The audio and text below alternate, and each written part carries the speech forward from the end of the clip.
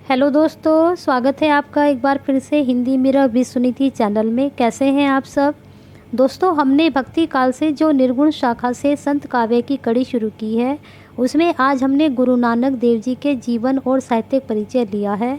इसमें हमने गुरु नानक जी के जीवन के बारे में और उनकी प्रमुख साहित्यिक रचनाओं के बारे में विस्तार से समझाया है। दोस्तों, इस विषय को शुरू करने से पहले अगर आपने चैनल को सब्सक्राइब नहीं किया है तो सबसे पहले चैनल को सब्सक्राइब कर बेल आइकन को क्लिक कर दीजिए, जिससे आपको नई वीडियो के नोटिफिकेशन समय पर मिलते रहें। तो चलिए दोस्तों, शुरू करते हैं आज का विषय। तो चलिए दोस्तों, देखते हैं ऐसे थे महान गुरु नानक देव जी। सबसे पहले हम इनकी प्रस्तावना लेंगे। गुरु नानक देव सिख धर्म के प्रथम गुरु हैं। वे हिंदी निर्गुण संत काव्य एवं पंजाबी भक्त काव्य की महत्वपूर्ण कड़ी हैं। उन्होंने पंजाब में धर्म, संस्कृति एवं साहित्य के क्षेत्र में एक नई परंपरा का प्रवर्तन किया।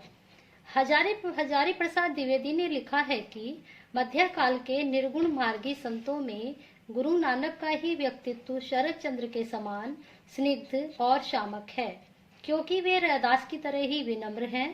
कबीर की तरह आडंबरों पर चोट करते हैं, किंतु आक्रोश उनमें नहीं है। आचार्य हजारी प्रसाद द्विवेदी ने बताया है कि वह रैदास की तरह विनम्र थे और कबीर की तरह ही आडंबरों पर चोट करते हैं, परंतु फिर भी उनमें आक्रोश नहीं है। आगे हजारे प्रसाद द्विवेदी कहते हैं कि यह कथन प्रासंगिक है कि कई संतों ने कस कस के चोटें मारी, व्यंग बाण छोड़े, तर्कों की छुरी चलाई, परंतु महान गुरु नानक देव ने इन पर सुधार का काम किया।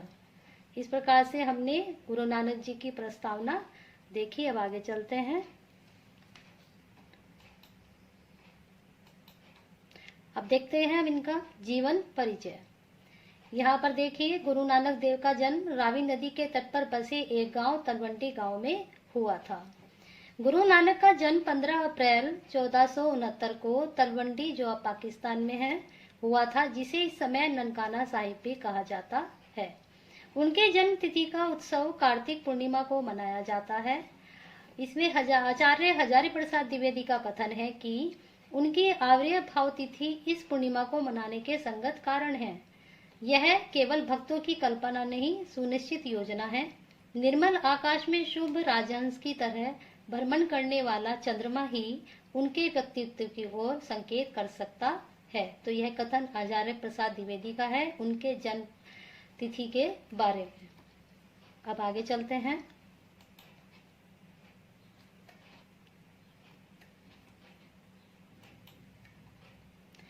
यह भी उनके जन्म से ही लेकर कुछ बातें हैं। डॉक्टर जयराम मिश्र ने अपनी किताब गुरु नानक देव जीवन एवं दर्शन में लिखा है कि नानक देव इस वसुंधरा पर दैवी संगीत के रूप में अवतीर्ण हुए। इसमें आचार्य हजारी प्रसाद द्विवेदी ने लिखा है कि भारतवर्ष के अधिकतर महापुरुषों के समान गुरु नानक का जीवन चरित्र भी चमत्कारिक कथाओं से ढका हुआ है। फारसी का यह शेर उनके जीवन पर लागू किया जा सकता है। आशिकाने नो निशानी ए पिसर इंताजारी, बेकरारी बेसबर, आहे सरदे मुखे जरदे, चश्मे तर कम खूरो, कम गुफ्तगू ख्वाबे हरा। अर्थात सच्चे प्रेमियों के 9 चिन्ह होते हैं: प्रियतम की प्रतीक्षा, व्यग्रता, बेसब्री, ठंडी और लंबी आहें, पीला मुख, अश्रुयुक्त आंखें, अल्पहार, कम वार्तालाप, अनिद्रा, साधु संगत, एकांतवास और अध्यात्म चिंतन ही उनका जीवन था। इसमें ये बताया गया है, यहाँ पर प्रेमी जो भक्त, जो प्रभु के प्रति प्रेमी हो जाते हैं, भक्त हो जाते हैं, उनके ये 9 चिन्ह बताए गए हैं और इनसे गुरु नानक जी का जीवन भरा हुआ था। उनमें प्रियतम की यानी कि ईश्वर की प्रतीक्षा थी, उस ईश्वर के लिए व्यग्रता थी, बेसब्री थी, पीला मुख हो गया था, अश्रुयुक्त आंखें रहती थी, कम वार्तालाप करते थे, एकांतवासी हो गए थे और अध्यात्म की तरफ उनका ध्यान चला गया था। फिर आगे चलते हैं।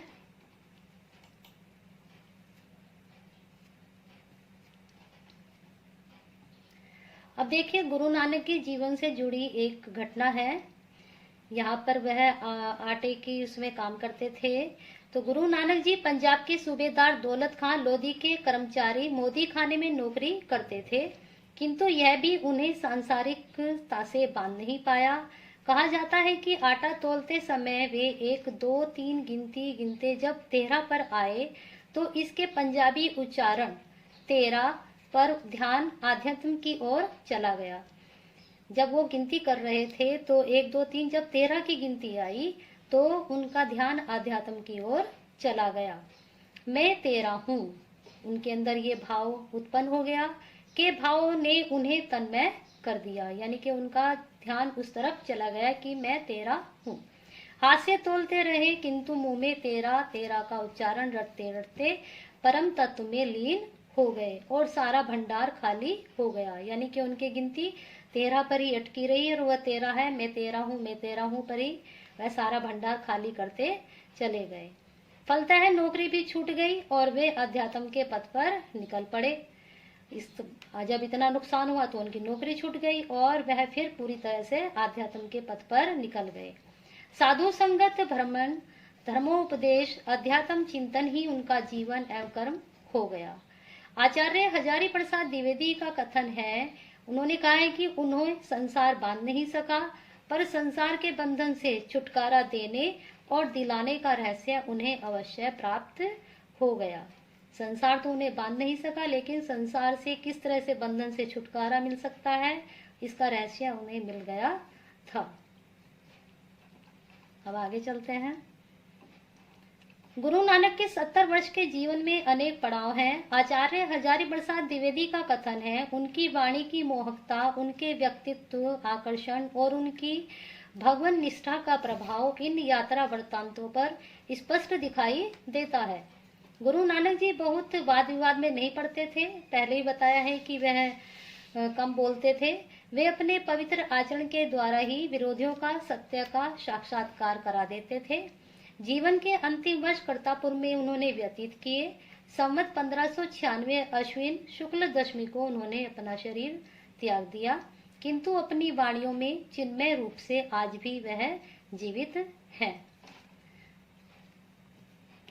अब देखेंगे हम गुरु नानक जी की रचनाएं। गुरु नानक देव की रचनाएं गुरु ग्रंथ साहिब में संग्रहित हैं। रतन सिंह जग्गी ने अपनी पुस्तक गुरु नानक व्यक्तित्व, कृतित्व और चिंतन में गुरु नानक की प्रामाणिक वाणी को 4 वर्गों में विभक्त किया है। इसमें पहली है बृहदाकार कृतियां, इसमें है जपुजी, सिंध, गोष्ठी, ओंकार, बारहमाहा, थीति। फिर दूसरी है लघ्वाकार कृतियां, इसमें है पहरे, सोदर, कुचजी, सुचजी। फिर है वार काव्य, वार काव्य में है माज की वार, आशा की वार और मलार की वार। फिर है फुटकल पद, इसमें चौपदे, चौपदे को पद्य भी कहा जाता है, अष्टन पदियां, 16। यह वाणी विभिन्न रागों में बद्ध है। वृद्धाकार कृतियों को विषयों के आधार पर 3 भागों में विभक्त किया गया है। जो पहली वृद्धाकार कृतियां हैं इनको 3 भागों में विभक्त किया गया है। इसमें पहली है सिद्धांत प्रधान, जपुजी, सिंध, गोष्ठी को इसमें लिया गया है। फिर है वर्णमाला अनुसारी, इसमें ओंकार और पट्टी को लिया गया है। फिर है कालमान पर आधारित, इसमें 12 मास और थिति को लिया गया है। फिर आगे चलते हैं, इनकी रचनाओं को विस्तार से समझेंगे हम। जपुजी आदि ग्रंथ का सार तत्व है, जिसमें नाम स्मरण, श्रवण और मनन की प्रधानता है। इस वाणी में 5 अवस्थाओं का वर्णन है, जिन्हें धर्म खंड, ज्ञान खंड, सरम खंड, कर्म खंड, सच खंड, इन्हें साधना के 5 खंड भी कह सकते हैं। यानी कि जो वाणी है ये 5 अवस्थाओं में है और इनमें ये 5 खंड बताए गए हैं। यह रचना भी छंद बंद है, प्रत्येक पौड़ी का अपना स्वतंत्र छंद विधान है। वृद्धाकार कृतियों में पट्टी आशा राग में है। जो वृद्धाकार कृति है वो पट्टी आशा राग में है। पट्टी में वर्णमाला के कर्मानुसार काव्य संरचना है। इसमें गुरु नानक का सचेत कवि रूप दिखाई देता है। ओम ओंकार रामकली राग में है। सिद्ध गोष्ठी भी रामकली राग में है। इस वाणी का मूल लक्ष्य प्रभु मिलन का महत्व और उसके उपाय निर्दिष्ट हैं। ये जो 2 हैं ओंकार और ये सिद्ध गोष्ठी, इसमें प्रभु मिलन का महत्व और उसके उपाय का निर्दिष्ट बताया गया है। इसमें गुरु नानक ने योगियों के प्रतीकों, रूढ़ियों और आडंबरों का खंडन करते हुए अपनी सिद्धांतों की सारगर्भिता व्यंजना की है। कुछ जी 16 पंक्तियों की रचना है जो सुही राग में बद्ध है, सोदर आशा राग में बद्ध है। इस पद्य की 22 पंक्तियों में गुरु नानक जी ने परमात्मा के विशुद्ध द्वार की कल्पना की है, जहाँ अनेक सिद्ध ज्ञानी योगी देवी देवता प्रभु की लीला का गान कर रहे हैं। तो दोस्तों, इस प्रकार से हमने इनकी रचनाओं को विस्तार से समझा। इस वाले इसमें गुरुजी ने आगे लिखा है, गुरुजी ने बरवाक्य लिखे हैं जिनके नाम राग की वार, आशा राग की वार और मलार राग की वार, ये तीनों वारे पंजाबी भाषा के छंद पौड़ी में रचित है, जो गुरु महिमा, नाम स्मरण, रस्यानुभूति, एकश्वरवाद से संबंध है। फुटकल रचनाओं में ऐसे पद हैं जो विभिन्न अवसरों पर विविध परिस्थितियों के अनुकूल रचे गए हैं। इसके अंतर्गत चौपदे, अष्टपादियां, छंद, सोलहे और श्लोक समाहित हैं। इसमें युगीन परिस्थितियों, जो परिस्थितियां उस वक्त चल रही थी, के चित्रण के साथ साथ धार्मिक अंधविश्वास, रूढ़ियां, कर्मकांडों की निंदा का स्वर भी है। तो दोस्तों, इस प्रकार से आपने आज गुरु नानक देव जी के बारे में समझा और विस्तार से उनकी रचनाओं के बारे में देखा। इसी प्रकार से हिंदी मिरर विश्व नीति चैनल के साथ जुड़े रहिए और लाइक शेयर करना ना भूलिए। साथ में इसको अगर आपने अब तक सब्सक्राइब नहीं किया है चैनल को, सब्सक्राइब भी कर दीजिए और अपने ज्ञान को नई दिशा प्रदान करते रहिए।